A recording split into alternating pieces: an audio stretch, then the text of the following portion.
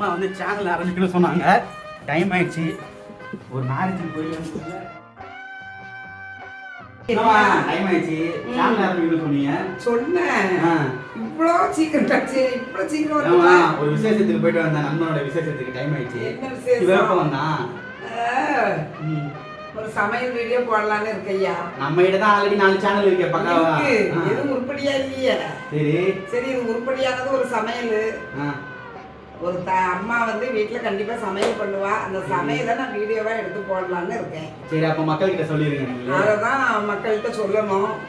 எப்படி சொல்ல அப்படிங்கிறது தான் தெரியல. வணக்கம் அன்பர்களே, நான் வந்து ஒரு சேனல் சமையல் வீடியோ சமையல் என்னுடைய வேலை வந்து டெய்லரிங் சமையல் எல்லாமே போடலாம்னு இருக்கோம். அதுக்கு உங்களுடைய ஆதரவோடு நாங்கள் இந்த சேனலை ஆரம்பிக்கலான்னு இருக்கோம். உஷா ஆறுமுகம் சேனல்.